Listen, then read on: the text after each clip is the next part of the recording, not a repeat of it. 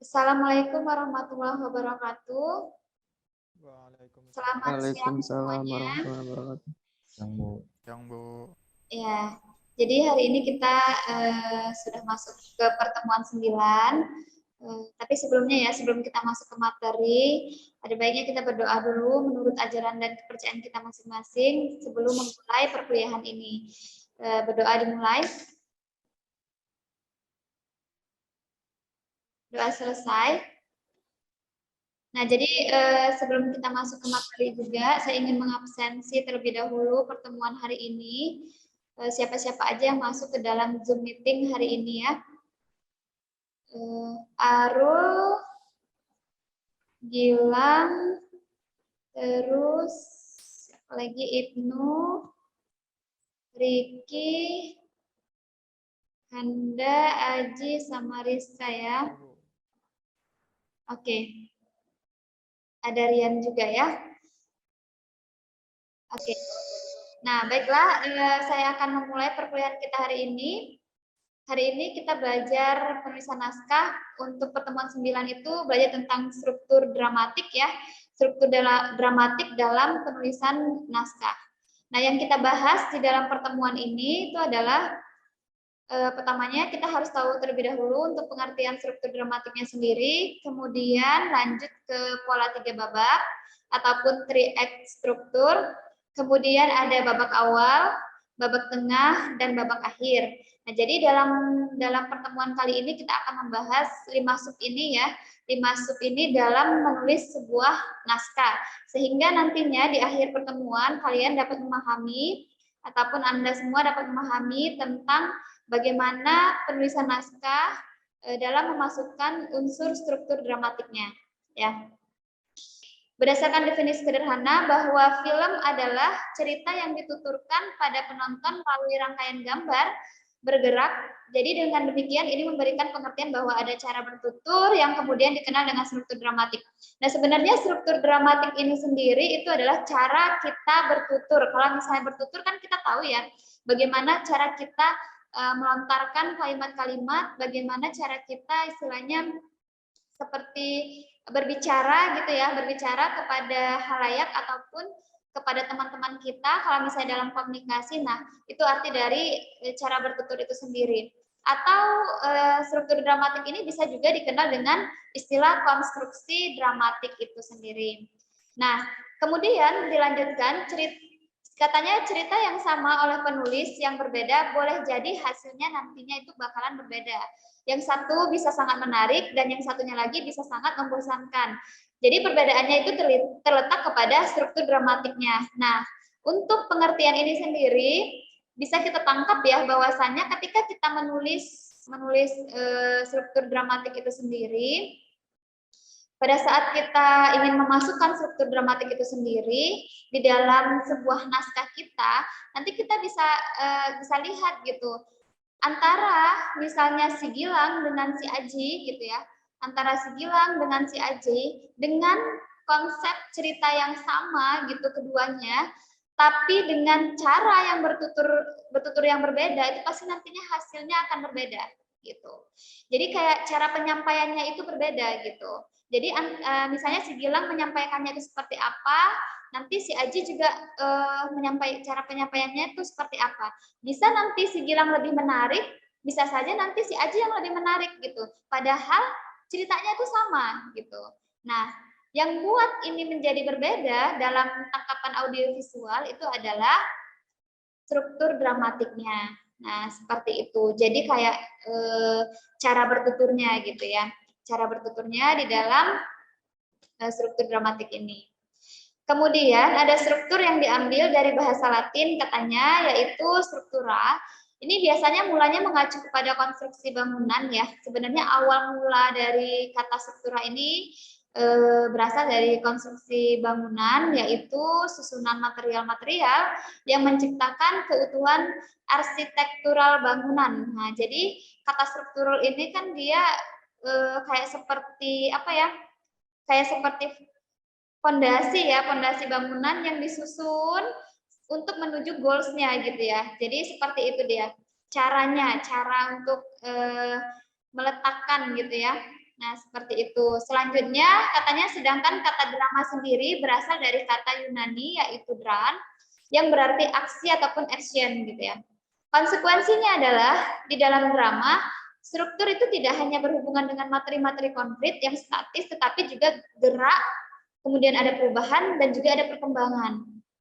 Nah, jadi kalau ada struktur tadi itu tahapan-tahapan gitu ya, tahapan-tahapan ataupun cara, sedangkan si dran ini adalah aksi gitu.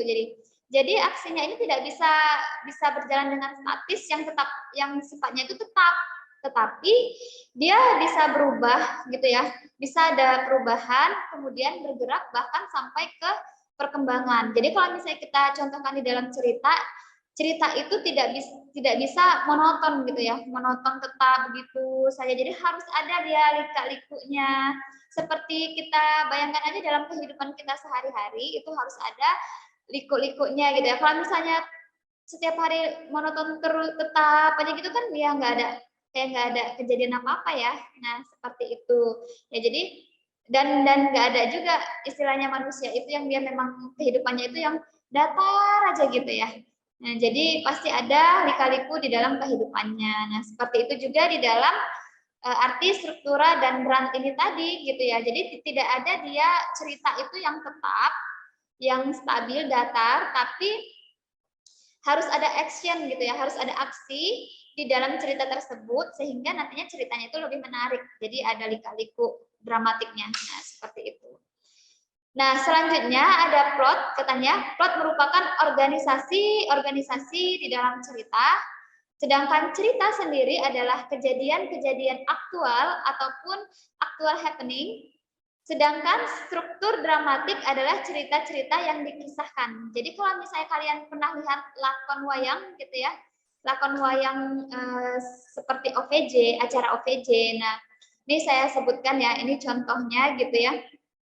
Nah, itu kan ada ya pembawa ceritanya gitu ya, kayak ada si pembawa narasinya gitu ya. Nah, di sini struktur dramatik itu bertindak sebagai si pembawa narasi tersebut gitu, pembawa si cerita tersebut. Nah, cerita itu adalah kejadiannya seperti apa, sedangkan plotnya itu alur ceritanya itu tadi seperti apa. Nah, seperti itu ya. Nah, kemudian katanya di sini cerita adalah materi, struktur dramatik adalah bentuk. Cerita adalah serangkaian item-item informasi, sedangkan efek yang ditimbulkan, maksudnya ya, efek yang ditimbulkan pada penonton terjadi bukan pada urutan peristiwa dalam arti yang sebenarnya, melainkan dalam metode penyampaiannya. Jadi sama halnya tadi seperti yang saya sampaikan ya, sama halnya seperti yang saya sampaikan tadi bahwasannya ya lakon itu struktur dramatik atau form-formnya itu yang membawa cerita itu seperti apa gitu nantinya gitu, karena tanpa adanya cara penyampaian gitu ya, metode penyampaian, maka cerita filmnya itu akan seperti monoton. Nah, makanya ketika kita bandingkan dengan satu cerita dengan misalnya tadi kita contohkan ceritanya si Gilang dengan si Aji, dengan cerita yang sama itu pasti nanti jadinya bisa saja berbeda gitu ya. Kalau misalnya lah kita contohkan lagi ya, misalnya Gilang dapat skrip sudah dibuat skripnya, naskahnya seperti apa gitu ya. Kemudian Aji juga dapat skrip yang sama, dibaca dalam kondisi kedua hal yang berbeda gitu ya. Ini tanpa adanya istilahnya diskusi antara Gilang dan Aji gitu ya. Nah, jadi misalnya itu ada di kejadian yang berbeda, si Gilang memproduksi sendiri, kemudian si Aji memproduksi sendiri. Maka nanti hasilnya itu pasti akan berbeda. Ada yang dia pas kita nonton gitu kelihatan sekali gitu ya, efek dramatiknya itu kelihatan sekali sehingga penonton itu misalnya bisa menangis gitu ya. Ada juga yang pas nontonnya itu biasa aja gitu. Nah, seperti itu. Itu terjadi karena efek struktur dramatiknya. Nah, seperti itu ya. Selanjutnya ada struktur terdiri atas peristiwa-peristiwa, katanya spesifik dalam film dan posisinya berhubungan dengan yang lain. Struktur yang baik muncul ketika peristiwa yang tepat muncul dalam scene atau sequence yang tepat untuk membangkitkan keterlibatan emosional maksimum dari penontonnya. Nah, dengan demikian struktur dramatik benar-benar tergantung dan dikondisikan oleh 3 faktor ya. Katanya yang pertama itu adalah bentuk ataupun formnya tadi, peristiwa-peristiwa dalam cerita, dan pikiran penonton. Pikiran penonton ini efek yang ditimbulkan dari si film itu. Jadi yang apa ya namanya? Yang saling berketergantungan itu adalah di dalam struktur dramatik ini adalah formnya tadi, bentuk penyampaiannya, kemudian peristiwa-peristiwa yang terjadi di dalam cerita, kemudian juga pikiran dari si penontonnya ketika menangkap ataupun menonton cerita itu, gitu ya. Nah, itu dari struktur dramatik. Nah, selanjutnya katanya ada logika sebab akibat terhadap struktur cerita. Satu peristiwa akan mendorong ke peristiwa selanjutnya. Kemudian nanti pada gilirannya juga mendorong lagi ke peristiwa selanjutnya. Nah, problem yang diperhatikan ataupun diperlihatkan pada awal cerita melaju melalui perkembangan sampai akhirnya terselesaikan pada akhirnya. Nah, ini maksudnya di dalam membentuk cerita atau dalam membuat cerita kita tuh akan ditemukan logika sebab akibat. Sebabnya itu apa, maka berakibat ceritanya itu seperti apa. Pasti ada yang menyebabkan suatu permasalahan, kemudian ada yang kena masalah, sampai nanti kedua belah pihak ini akan menyelesaikan masalah tersebut. Nah, seperti itu contohnya. Jadi kayak masalah itu timbulnya kenapa, kemudian siapa yang kena masalah gitu ya. Kemudian nanti bakalan turun dianya ya, turun ke penyelesaian. Gitu ya. Selanjutnya, untuk struktur dramatik yang baik dapat dilihat di bawah ini ya. Karena bentuknya sepertiga tangga, maka struktur dramatik juga sering disebut sebagai tangga dramatik. Ini dia tangga dramatiknya ya. Nah, jadi biasanya untuk struktur dramatik yang baik ini adalah struktur struktur dramatik yang dari permulaan kemudian nanti akan meningkat ke klimaks, kemudian ada anti klimaks dan penyelesaian gitu ya. Nah, nilai dramatik itu disusun semakin lama semakin meningkat, katanya menuju ke puncak tangga dramatik yang dinamakan adalah klimaks. Klimaks ditempatkan sesaat sebelum film itu berakhir. Garis menanjak sebenarnya merupakan garis yang ditarik melintasi puncak-puncak nilai dramatik. Nah, jadi ini kan kita melihat adalah struktur dramatik yang ya udah, pertama permulaan, kemudian masuk ke klimaks, kemudian anti klimaks gitu ya. Anti klimaksnya mau penyelesaian seperti apa, mau sad ending ataupun happy ending. Nah, seperti itu. Nah, biasanya kalau misalnya kita melihat struktur dramatik nanti yang kita buat, itu bakalan terlihat gitu ya, permulaan dari pengawalan gitu ya, permulaan tokoh, pengenalan tokoh, kemudian nanti masuk cerita dia kena masalah gitu ya, permasalahan, kemudian sampai ke klimaks, kemudian nanti baru masuk ke penyelesaian, ke anti klimaks gitu ya. Nah, jadi ini biasanya tangga dramatik itu seperti itu, tapi nggak harus dia yang langsung menanjak gitu aja gitu ya, tapi pasti nanti dia posisi klimaks itu di paling tinggi gitu ya, di paling tinggi cerita gitu, yang paling tinggi ceritanya. Nah, ini dianya ya. Ini yang saya maksud tadi ya, jadi alurnya itu bakalan, nah ini kan tangganya seperti ini nih, tinggi gitu ya, lama-lama ke klimaks gitu ya. Tapi pada dasarnya kan cerita yang kita buat ini kan nggak, ada juga dia yang nggak terstruktur gitu ya, terstruktur yang dia memang dari pengenalan sampai nantinya ke klimaks gitu. Tapi di dalam cerita itu kan pasti ada naik turunnya ya, naik turunnya nanti misalnya perkenalan permasalahan gitu, kemudian nanti dirilis lagi gitu ya, turunnya didropkan lagi, turunnya maksudnya ceritanya didropkan lagi supaya penonton itu diberi bernapas gitu ya, nggak langsung permasalahan terus, jadi nanti penontonnya pun juga bosan. Nah, seperti itu. Jadi nilai dramatik sebenarnya itu adalah naik turun sepanjang perjalanan film. Saat nilai dramatik turun disebut itu biasanya disebut dengan rilis. Jadi penonton mendapat kesempatan yang menarik nafas. Kemudian setelah rilis kembali, nah struktur dramatik itu tadi itu menanjak, gitu ya, menanjak semakin tinggi. Hingga bagian yang menanjak ini dinamakan tensi, biasanya tension, gitu ya.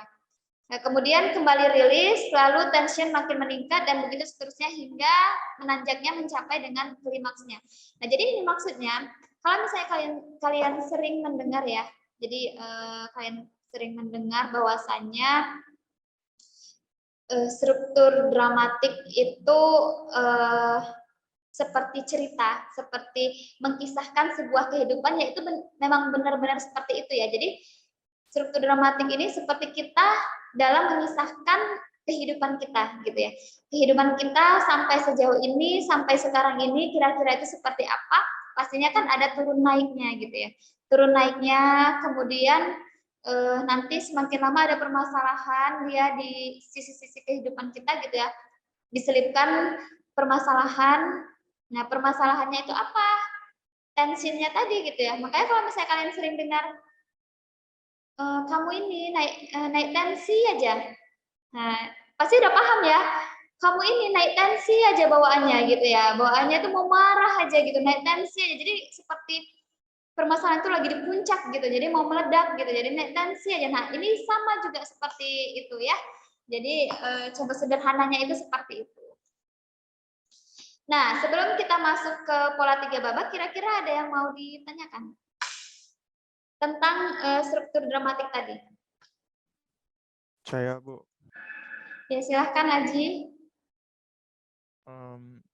Jadi, Bu, fungsi dari struktur dramatik dalam pembuatan naskah film itu apa ya, Bu? Terus boleh nggak kalau kita itu nulis tapi nggak usah pakai struktur dramatik? Oke. Nah, terima kasih Aji pertanyaannya ya. Nah, jadi Bu, fungsi struktur dramatik itu apa ya Bu di dalam penulisan naskah? Nah, jadi sama seperti yang saya jelaskan tadi ya.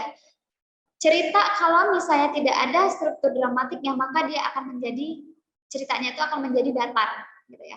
Datar, polos aja, tetap aja lurus saja gitu ya.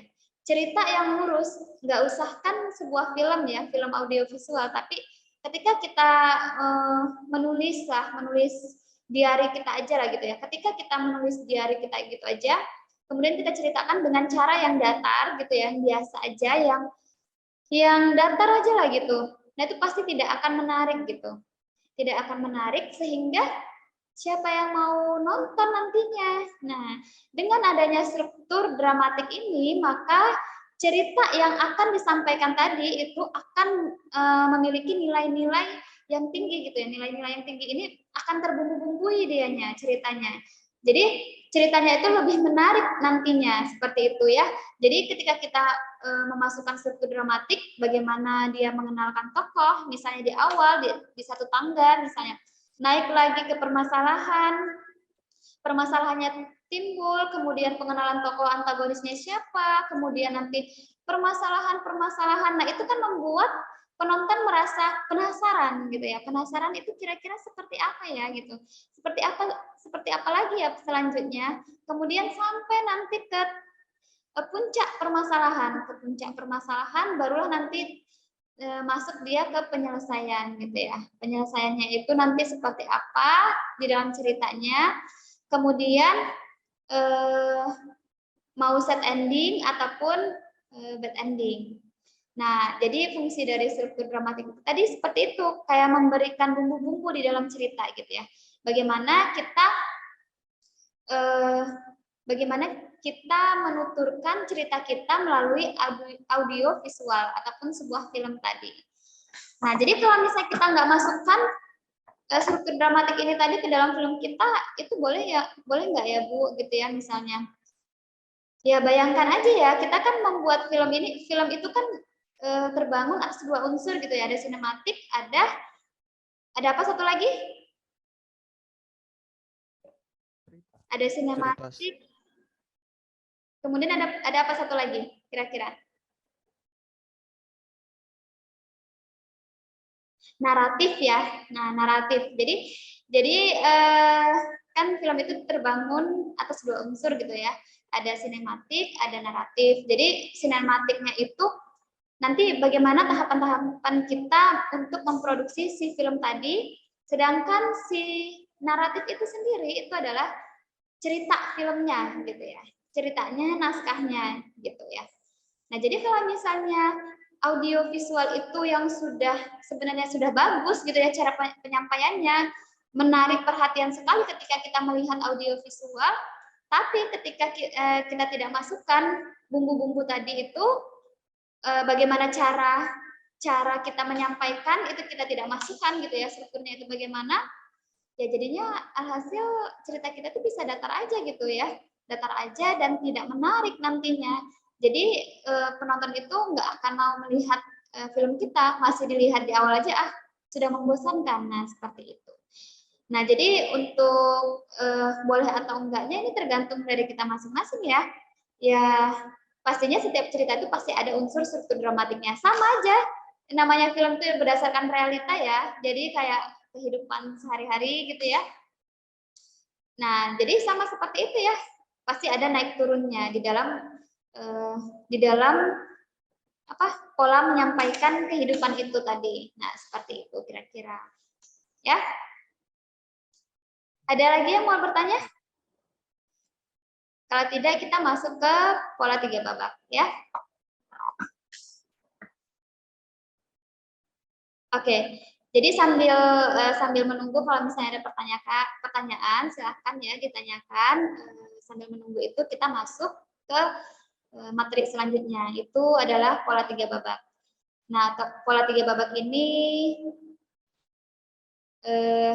atau biasa disebut 3-act structure ya.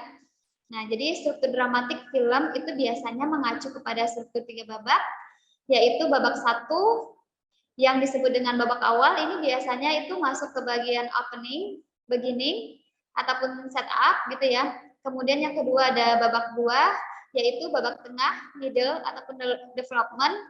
Kemudian ada babak 3 ya, ataupun bagian akhir ya, babak akhir.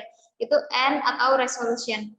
Nah, kemudian penentuan babakan ini dihubungkan dengan panjang halamannya. Biasanya untuk menentukan pembabakan ini tuh tergantung dari panjang ceritanya atau panjang jumlah halaman cerita yang nantinya kita buat gitu ya. Yang pertama itu ada babak awal, itu biasanya seperempat halaman skenario. Kemudian ada babak tengah, itu setengah dari cerita kita. Kemudian ada babak akhir, itu biasanya seperempat halaman akhir skenario.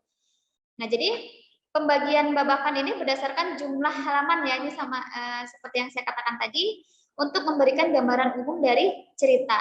Namun, penentuan babakan dengan cara seperti ini sama sekali tidak memadai jika dikaitkan dengan tujuan pembabakan. Jadi sebenarnya tadinya itu fungsi dari pembabakan itu kan untuk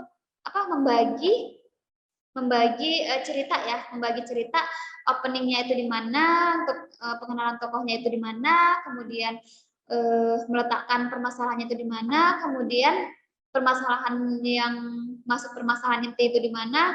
Nah, itu kan meletakkan itunya ya, meletakkan permasalahannya itu tadi, ceritanya itu tadi.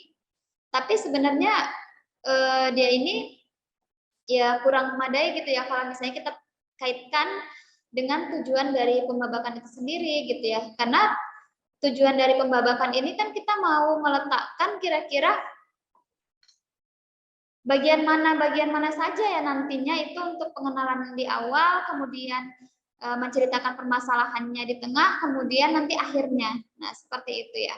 Kalau misalnya kita bagikan berdasarkan halaman, ya bisa saja nanti pengenalannya itu ataupun opening di awal itu kita buat sampai setengah cerita gitu. Bukan nggak mungkin ya, mungkin saja gitu ya. Kan tergantung kita sebagai si penulis naskah gitu ya. Nah, seperti itu. Nah, di sini juga disebutkan bahwa bagian pertama film merupakan eksposisi dari elemen-elemen yang dibutuhkan untuk membangun situasi dramatik selanjutnya.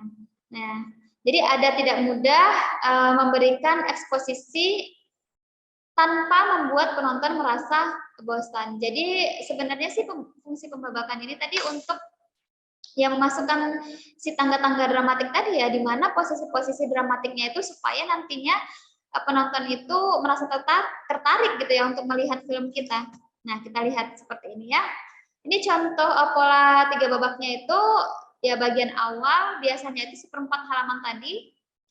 Bagian tengah itu dia babak kedua itu ya, biasanya itu yang merajai cerita ya, yang merajai cerita ini seperti dialah yang punya cerita yang porsinya itu lebih banyak gitu ya maksudnya. Kemudian yang akhir itu babak ketiga itu hanya sedikit untuk penyelesaian, apakah dia set ending biasanya ataupun happy ending. Nah, seperti itu. Nah, untuk tujuan dari babak ini, pembabakan tadi ya, di babak awal itu adalah untuk memaparkan biasanya to establish, kemudian ada latar, setting ya, karakter, situasi, dan motivasi protagonis. Kemudian tujuan dari babak tengah adalah membangun kesulitan ya, hambatan, konflik, suspense, pace, humor, perkembangan karakter, dan pencerahan karakter. Nah, sedangkan untuk babak akhir biasanya itu untuk menyelesaikan segala sesuatunya ya, khususnya penyelesaian problem tadi yang dihadapi oleh si protagonis. Jadi biasanya itu kan di dalam cerita itu ada yang karakter antagonis, juga ada yang protagonis gitu ya. Jadi tergantung kita mau lebih mengedepankan cerita siapa nih, yang mana ini gitu ya. Biasanya kan yang protagonis ini yang baik gitu ya. Biasanya dia karakter yang baik. Nah, jadi dialah yang punya masalah. Kemudian si karakter yang baik ini, si protagonis ini ada masalah kenapa? Karena ada si karakter antagonis. Nah, seperti itu. Jadi tujuan dari babak awal tadi itu ya memaparkan latarnya, karakternya seperti apa, kemudian pengenalan lah intinya ya. Kemudian di babak tengahnya tadi membangun kesulitan, hambatannya itu seperti apa, konfliknya sampai ke suspense, sampai ke klimaks. Nah, seperti itu ya. Nah, ini masuk lagi kita bahas lebih detail mengenai babak awal. Nah, jadi biasanya ada beberapa menit pertama cerita menjadi bagian yang paling penting katanya. Nah, tujuan dari babak awal adalah memberikan semua informasi-informasi vital yang diperlukan penonton untuk memulai cerita. Jadi kita temukan tokoh-tokoh prinsip dan mulai terlibat bersamanya melalui eksposisi kita menerima latar belakang yang diperlukan untuk mengerti dalam cerita ya. Jadi biasanya babak awal ini akan menghadapkan protagonis ke dalam situasi-situasi yang sulit, konflik utama, problem, yang mendorong cerita ke depan saat protagonis memutuskan untuk melawan segala rintangan yang menghalangi tujuannya. Jadi, kenapa ini dikatakan dia menjadi bagian yang sangat vital gitu ya, ataupun yang paling penting ya, karena semua informasi itu kita berikan di awal ya. Untuk pengenalan karakter kan kita berikan di awal. Jadi kalau nggak tahu si penonton itu siapa yang jahat kan bingung ya, penonton akan menebak-nebak gitu ya siapa yang jahat, kan nggak mungkin ya. Kemudian kenapa dia menjadi jahat? Kenapa dia menjadi jahat? Kenapa dia menjahatin, misalnya menjahatin si karakter utama, si karakter protagonisnya. Nah, itu kan punya sebab ya. Punya sebab gitu, kenapa gitu ya. Muncul sebuah pertanyaan kenapa. Nah, itu pasti punya sebab yang mengakibatkan cerita itu akan maju gitu ya, akan maju. Apakah nanti si protagonis ini akan melawan semua permasalahannya, ataukah dia langsung end gitu ya. Nah, seperti itu. Jadi di awal itu harus kita sudah informasikan semuanya, kira-kira itu seperti apa. Nah, kemudian babak awal ini melayani 4 fungsi mendasar. Yang pertama itu adalah mengintroduksi protagonis. Ini perkenalan si protagonis ya. Kemudian mengguncang penonton dengan problem utama yang dihadapkan protagonis ya. Jadi kayak seperti memberikan masalah ke si protagonisnya. Kemudian mengintroduksi antagonis, ini untuk memperkenalkan si antagonisnya itu siapa ya. Selanjutnya memperlihatkan resiko bila protagonis gagal menyelesaikan problem ya. Jadi ini biasa juga disebut dengan or else factor ya, atau dreadful alternative. Nah, jadi biasanya bagaimana si protagonis itu untuk menyelesaikan permasalahannya, ya.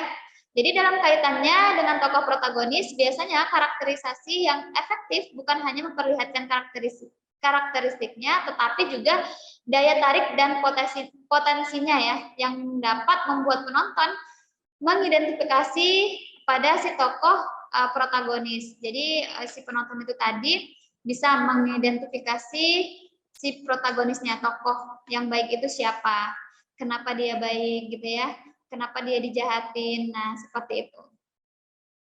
Nah, jadi biasanya itu penonton akan menunggu munculnya tokoh si protagonis yang biasanya mampu menarik simpati penonton, maka penonton akan mengenali si tokoh protagonisnya itu tadi. Nah, jadi katanya apabila protagonis telah diintroduksi, maka kemudian harus dilakukan juga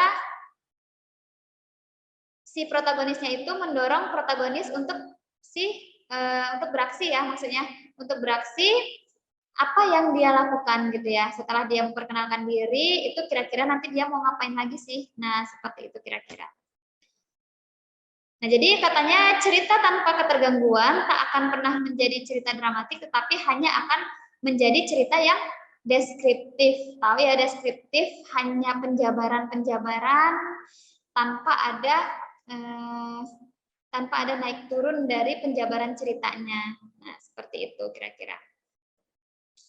Nah, masuk tadi kan di dalam tangga dramatik tadi kita lihat ya, ada key turning point gitu ya, bacaannya gitu.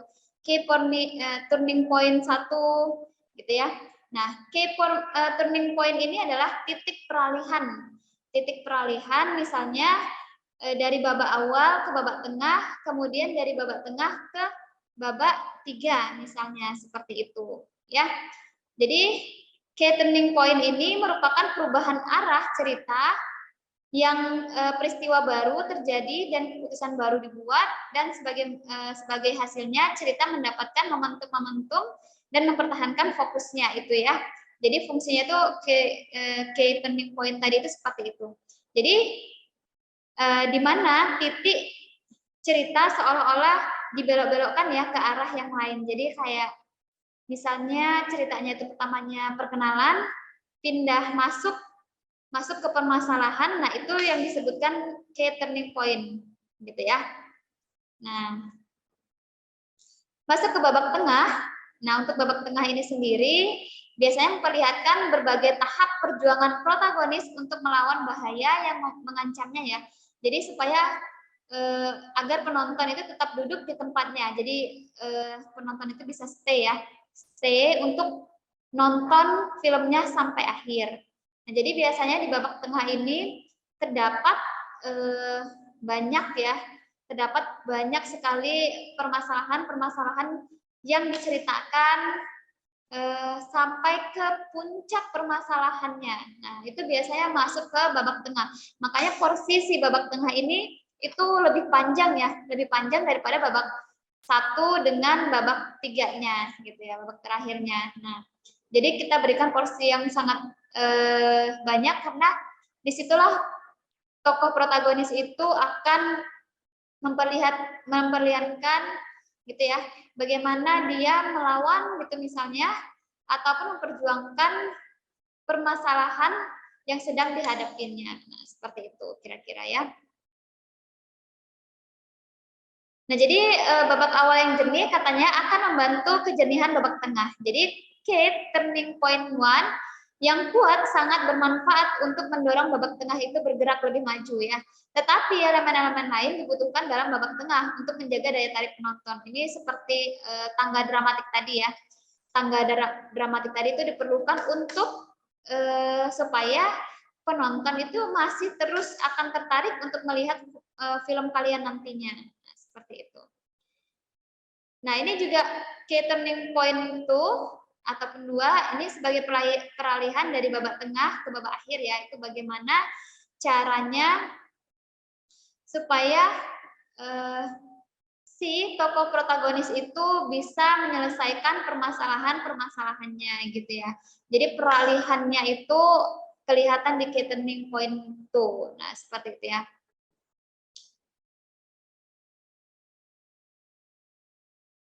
Selanjutnya ya.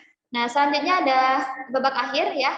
Jadi di babak akhir ini penonton harus menemukan akhir film yang memuaskan dan secara emosional itu terpenuhi ataupun terselesaikan ya. Biasanya yang diharapkan penonton itu seperti itu. Jadi kita harus dapat mengidentifikasi penonton itu pengennya itu seperti apa ya. Tetapi memilih akhir terbaik terhadap cerita adalah absolut untuk mencapai sukses artistik maupun sukses komersil ya. Jadi kalau misalnya kita buat film-film komersil ya, itu tuh sangat penting untuk memilih akhir dari cerita filmnya ya. Jadi terdapat dua pilihan untuk mengakhiri cerita. Yang pertama itu cerita berakhir sedih, unhappy ending atau sad ending gitu ya. Atau cerita berakhir menyenangkan atau happy ending. Nah, jadi kita harus pilih gitu ya. Kita maunya penonton ini merasa happy ending atau unhappy ending atau sad ending tadi gitu ya. Kita harus pilih gitu. Nah, jadi biasanya kalau misalnya kita pilih unhappy ending, itu bakalan pastinya akan membuat penonton itu kecewa ya. Tapi kalau misalnya kita berikan suguhan dramatik yang bagus gitu ya, di pertengahan cerita, itu pasti nantinya bakalan, walaupun di akhir ceritanya itu penonton merasa sedih gitu ya, karena tidak happy ending, tapi kan bakalan puas gitu melihat ceritanya. Ini tergantung kita si pembuat cerita ya. Nah, klimaks ya, tadi kita sebut klimaks gitu ya. Nah, klimaks ini adalah akhir cerita saat problem diselesaikan ya. Jadi pertanyaan dari penonton yang dari awal mengikuti cerita gitu seperti apa, nah itu akan dijawab ya, akan dijawab di akhir cerita ini. Bagaimana ketegangan-ketegangan memuncak, kemudian bagaimana protagonis menghadapi rintangan, kemudian bagaimana melibatkan konfrontasi terakhir antara protagonis dengan antagonisnya itu seperti apa. Nah itu berada di klimaks gitu ya. Jadi klimaks ini adalah titik yang menentukan protagonis berhasil atau gagal dalam mencapai tujuannya. Jadi seperti klimaks ini seperti dia tuh bisa menyelesaikan masalahnya atau tidak. Nah, seperti itu ya. Biasanya ini tergantung dari kita ya, si pembuat cerita gitu ya. Jadi bisa sudah terselesaikan atau tidak itu nanti si tokoh ataupun karakter utamanya. Oke. Jadi klimaks juga dapat menghancurkan ketegangan. Klimaks juga sekaligus menghentikan action. Klimaks juga tidak ada action tanpa ketergangguan. Oleh sebab itu, klimaks harus diletakkan sedikit sebelum cerita itu selesai. Tidak ada daya tarik setelah klimaks.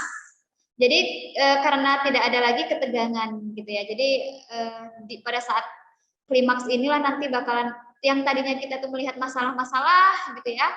Masalah itu sampai di puncak, kemudian klimaks dianya puncaknya, dan puncak dari ketika kita melihat permasalahan itu kan kita merasa tegang ya.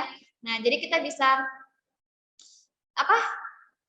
bisa membuyarkan ketegangan itu, kita juga bisa menghentikan permasalahan itu di klimaks. Nah, seperti itu ya. Tapi klimaks itu tidak akan muncul kalau tidak ada ketergangguan ya. Ketergangguan itu permasalahan seperti itu. Nah, kemudian selanjutnya di sini ada anti klimaks. Anti klimaks ini apa lagi? Nah, anti klimaks adalah periode penurunan emosional yang mengikuti klimaks ya. Setelah level puncak emosional terjadi pada klimaks, maka anti klimaks ini akan berperan. Serangkaian scene yang menutup cerita dan kemungkinan penonton menyerap pengaruh impact gitu ya, yang ditimbulkan dari si klimaks tadi. Nah, seperti itu. Nah, kira-kira sampai di sini ada yang mau ditanyakan? Ada, Bu. Ya, silakan. Jadi, Bu, tadi kan pembagian pembabakan dalam film itu kan ada 3. Yang pertama babak awal, babak tengah, dan babak akhir. Jadi pertanyaannya, Bu, apakah sistem pembagian pembabakan dalam film itu cuman bisa 3 atau bisa lebih, Bu? Oke. Terima kasih pertanyaannya. Saya akan jawab ya. Jadi tadi pertanyaan si Ibnu, apakah sistem pembabakan ini hanya boleh 3 aja gitu ya? Tidak ya. Jadi kita boleh bagi cerita ini dalam beberapa babak gitu ya, dalam beberapa babak. Jadi tidak harus ada 3 babak ataupun 3 bagian, tapi boleh lebih dari 3 babak, tergantung dari panjangnya cerita gitu ya. Dari panjangnya cerita, kira-kira cerita kita itu sepanjang apa gitu ya. Jadi kalau misalnya 100 halaman atau 200 halaman bahkan gitu ya, seperti katakanlah film sinetron gitu ya, sinetron televisi, film televisi gitu ya. Nah itu kan panjang sekali sampai beberapa episode. Nah itu kita bisa bagi ke beberapa babak gitu ya. Bisa sampai misalnya kalau di film televisi itu bisa banyak sekali gitu ya. Tapi kalau di film bioskop gitu ya, nah itu bisa sampai 5 babak gitu. Tergantung dari ceritanya tadi lah, dari cerita tadi itu seberapa banyak ceritanya, seberapa panjang ceritanya. Itu tergantung dari panjang ceritanya ya. Jadi kalau misalnya kita punya cerita, kemudian kita lihat gitu ya, kita bagi ke dalam 5 babak. Kira-kira di pengenalan itu nanti kita mau masukkan sampai berapa halaman gitu ya, berapa cerita sampai mana, kemudian babak tengah itu mau sampai mana, kemudian mungkin pada saat babak tengah tadi sudah masuk ke klimaks, kita turunkan tensinya tadi, kita rilis kembali gitu ya di dalam ceritanya, kita naikkan lagi, nah kan itu bisa sampai beberapa babak gitu ya. Misalnya dia nggak struktur sampai atas, itu sudah gitu. Tapi udah sampai di atas, kita rilis kembali, kita turunkan emosional penonton, kemudian kita naikkan kembali gitu. Itu kan bisa sampai panjang ceritanya. Nah bisa saja lebih dari 3 babak. Nah, tapi pada umumnya itu yang dicari itu yang dicari maksudnya yang dibuat ya, yang dibuat itu lebih dari bukan lebih ya, tapi 3 babak gitu yang sering dipakai gitu ya pada saat pembuatan cerita. Tapi ini bergantung lagi ke ininya ya, bergantung lagi ke ceritanya tadi. Nah, seperti itu kira-kira. Nah, saya ada sedikit contoh dari naskah, analisis naskah saya ya, menggunakan struktur dramatik. Ini saya akan share sebentar.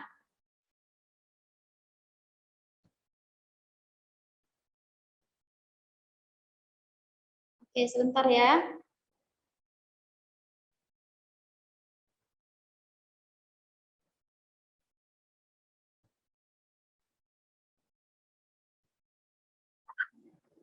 Nah, seperti ini ya. Ini tapi analisis ya, kajian struktur, tapi nanti di dalamnya itu ada contoh ya. Ini penelitian saya, kebetulan saya mengkaji struktur dramatik. Nah di sini. Nah, di dalam sini kan ada skenario film Mursala ya. Ini contohnya itu adalah film Mursala. Sebentar ya, ada ini ya, ada gangguan. Nah, ini ada naskahnya. Naskahnya misalnya in sekolah pagi, kemudian ini ada X pantai siang, kemudian pinggir jalan, kemudian ada eksterior mobil pick up siang. Nah, ini kan pengenalan ya. Tadi kalau misalnya kalian tangkap gitu ya, kayak di babak awal itu ada pengenalan latar, pengenalan tokoh. Nah, ini termasuk skenario untuk pengenalan itu tadi di awal cerita gitu ya, di awal cerita. Nanti kita setelah materi ini akan belajar tentang penulisan naskahnya ya. Jadi seperti apa-apa saja, kata-kata apa saja itu yang dimasukkan ke dalam sebuah naskah gitu ya. Maksudnya poin-poin apa saja. Nah, itu nanti kita akan bahas, kemudian kita praktek ya. Praktek menggunakan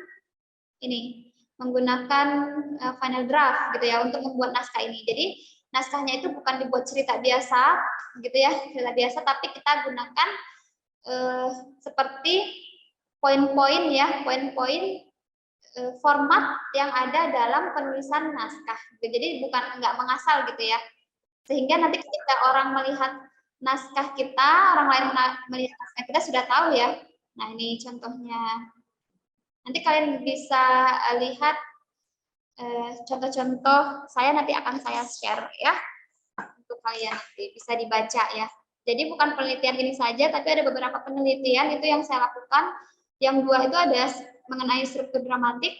Kemudian ada satu lagi dia untuk penciptaan film ya. Penciptaan film itu juga saya yang menulis naskah gitu ya. Jadi nanti bisa kalian lihat gitu ya contoh naskahnya seperti itu. Ini salah satu contoh ya, tapi contoh naskah itu seperti ini ya, skenarionya seperti itu. Nanti kita akan share kembali di pertemuan selanjutnya. Sampai di sini ada yang mau ditanyakan kembali?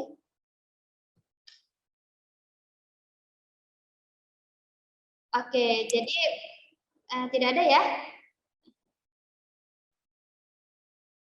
Oke, tidak ada. Nah, jadi kalau misalnya tidak ada, saya rasa pertemuan kita sampai di sini ya. Untuk hari ini, materi kita sampai di sini untuk hari ini. Semoga materi hari ini bermanfaat bagi kita semua. Sama-sama kita mengucapkan alhamdulillah. Saya sudahi ya pertemuan kita hari ini. Assalamualaikum warahmatullahi wabarakatuh. Selamat siang semuanya. Waalaikumsalam Waalaikumsalam warahmatullahi warahmatullahi wabarakatuh.